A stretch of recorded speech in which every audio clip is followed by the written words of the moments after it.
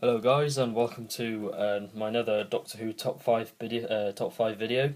In this top five video, I'm going to be doing my top five Christopher Eccleston stories. I've already done top five stories, top 10 stories for Matt Smith and David Tennant. But as Christopher Eccleston did only one series, I thought it would be easier just to do a top five. It's not like I love every single episode, but there are a few favourites which I just absolutely love. So yes, let's begin with number five, and number five is Dalek. Now Dalek is the first sort of proper Dalek story in the new series, and it's definitely a fan favourite, written by Robert Shearman, who some of you may know that there was a Big Finish story called Jubilee, and that was the inspiration for Dalek.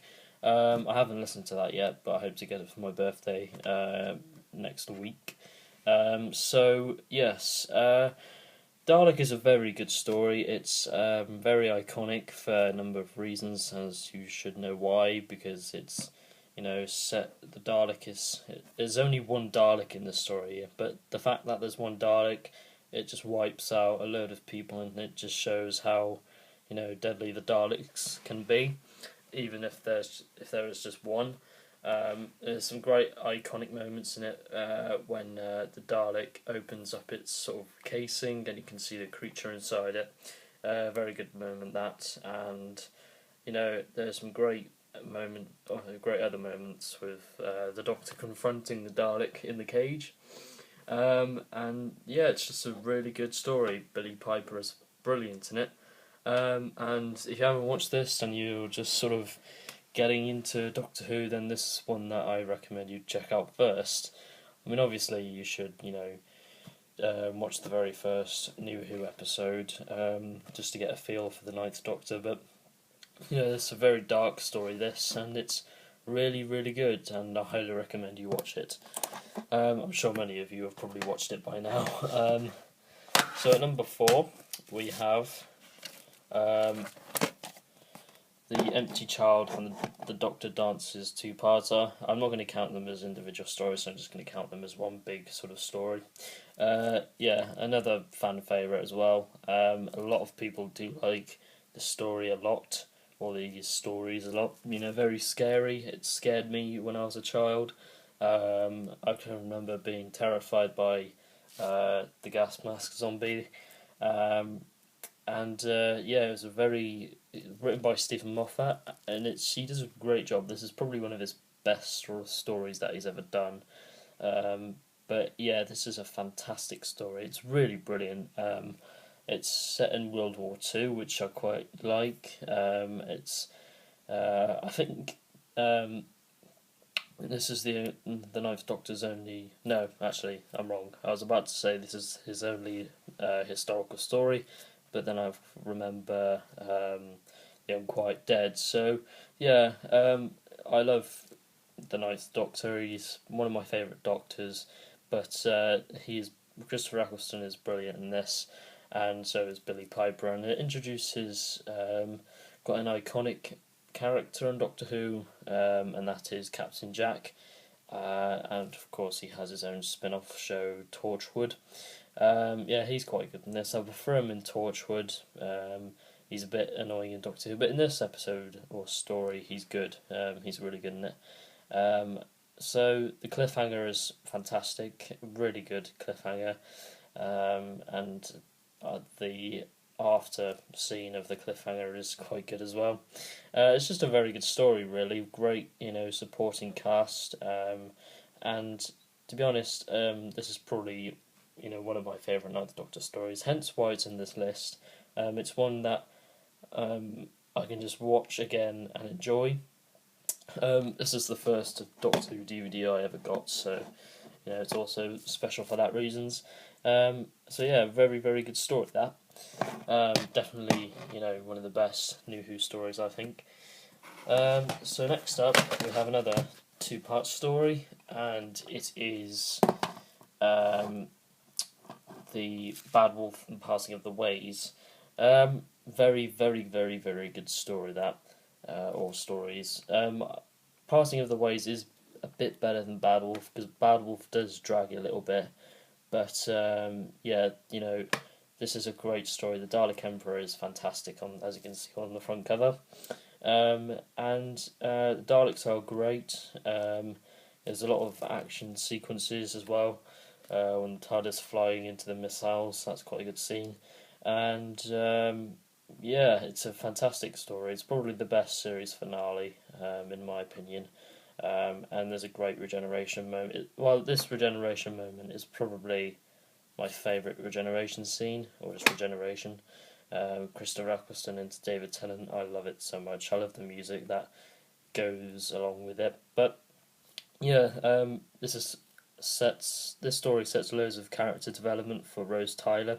And I love Rose Tyler in series 1. I think she's so good, but I think Russell T Davies ruined her in series 2 and 4, in my opinion. But honestly, this story is brilliant. I'm going to give it a 10 out of 10 because, obviously nothing's perfect, but I just think this story is amazing.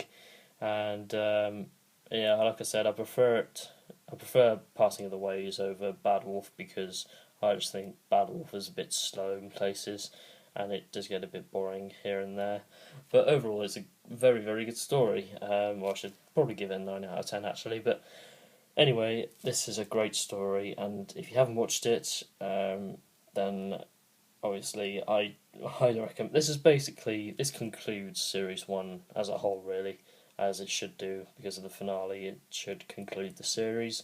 It's brilliantly. Series 1 is fantastic. I love Series 1. It's my favourite New Who series of all time. Obviously, we've still got Series 8 and 9, etc., etc., but so far, Series 1 is my favourite series. It probably will be my favourite for a long time. But I love most of the stories in it, and this is one of the highlights for me. So, yeah, that's number 3, I think. Oh, well, yeah, this is Bad Wolf and Passing of the Ways. So, at number 2, yes, it's number 2, we have the Slitheen two-parter, Aliens of London and World War Three. This is quite an underrated two-parter, but I love it because just the way it was produced, the way it was directed, and the way it was written. I just love every bit of. I love present day Christopher Eccleston stories better than any other present day Doctor stories because I don't know, they just really stand out for me because of the fact that Christopher Eccleston's Doctor is really modern, and I just think yes, this is fantastic, and I like the Slitheen in this. They're probably the best they've ever been in other adventures, and Sarah Jane adventures they've been a bit crap, but here they are probably at their best. And yeah, it's quite an iconic story again, when the Slitheen spaceship crashes. It sort of hits Big Ben, and yeah, I think that's such a great moment because it's just really good, I think. And there's some other great moments. I'm just trying to think of some. It's quite a good cliffhanger. Sets the story going. A bit more dramatic, and makes the story more dramatic, and it's just a great story. I'm sorry for those who don't really like it as much as me, but I love it. I think it's really, really good. So yes, at number 2, it's Aliens of London and World War Three. So at number 1, you may know what it is, you may not, depending how well you have known me on the channel. But yes, at first place we have, that's it, Father's Day. So Father's Day, fantastic story. You're probably thinking, it's not the best in Series 1, there are other better stories, but for me, Father's Day is just my favourite story. It's really emotional.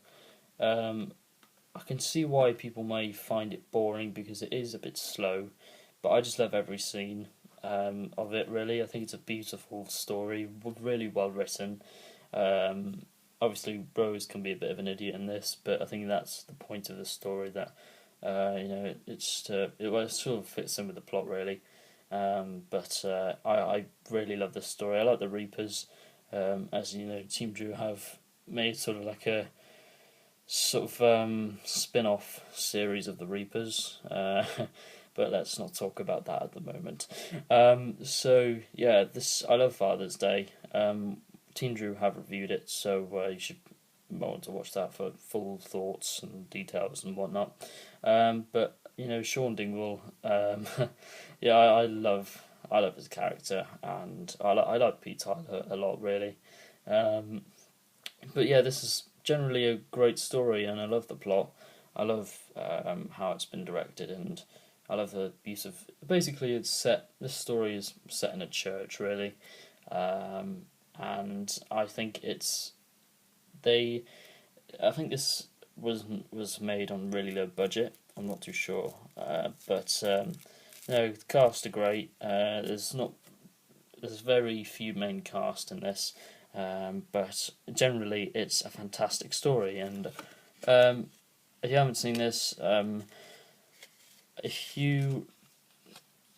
it's quite a miserable episode. So if you don't want to be miserable, then no, I wouldn't recommend you watch it. But if you want to watch it just because you're a fan and you want to see every episode, well, so far that's been released, then yeah, check it out, because it's one of my favourite stories of the Russell T Davies era, even though it wasn't written by him, but in the New Who, it's one of my favourite stories. So that's pretty much my top 5 Ninth Doctor stories. So I hope you enjoyed this video, and I've finally completed my top 5 series. Well, actually no, I probably will do more top 5 videos, but yes, as you can see, I have done top 5s for all the Doctors, I think, and top 3s and stuff, so I'll probably do updated versions at some point. But